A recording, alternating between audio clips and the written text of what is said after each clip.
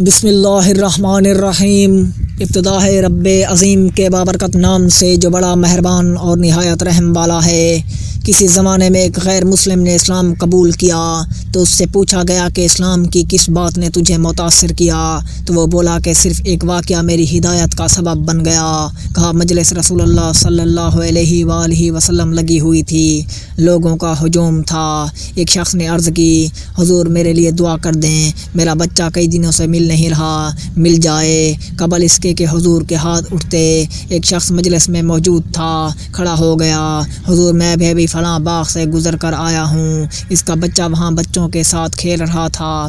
باپ نے جب سنا کہ میرا بچہ فلاں باغ میں ہے تو اس نے دوڑ لگا دی۔ آپ صلی اللہ علیہ وآلہ وسلم نے فرمایا، اس کو روکو، واپس بلاؤ۔ اس نے کہا، حضور آپ جانتے ہیں کہ ایک باپ کے جذبات کیا ہوتے ہیں؟ کہا اچھی طرح سے آگاہ ہوں، لیکن تمہیں بلایا ہے، بلانے کا بھی ایک مقصد ہے۔ اس نے کہا جی حضور ارشاد فرمائیں۔ کہا جب باغ میں جاؤ، بچوں کے ساتھ اپنے بچے کو کھیلتا ہوا دیکھ لو تو بیٹا بیٹا کہہ کر آوازیں نہ دینے لگ جانا، جو نام رکھا ہے اس نام سے پکارنا۔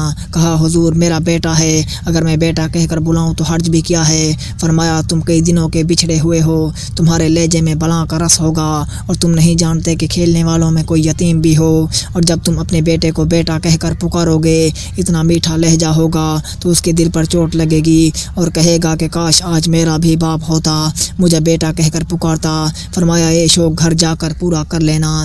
آپ صلی اللہ علیہ وآلہ وسلم نے فرمایا، کسی بیوہ کے سامنے اپنی بیوی سے پیار نہ کرو، غریب کے سامنے اپنی دولت کی نمائش نہ کرو۔ حضور صلی اللہ علیہ وآلہ وسلم نے یہاں تک فرمایا کہ اپنے گوشت کی خوشبو سے اپنے ہمسائے کو تنگ نہ کرو۔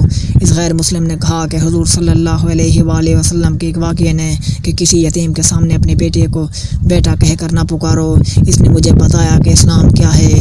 سبحان اللہ۔ میرے بھائیوں، ہمیں لاکھ لاکھ شکر ادا کرنا چاہیے کہ ہمیں اسلام جیسا پیارا دین ملا ہے۔ امید کرتا ہوں کہ آپ کو واقعہ پسند آیا ہوگا۔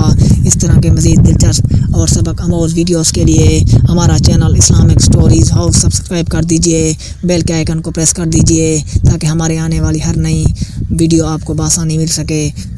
والسلام۔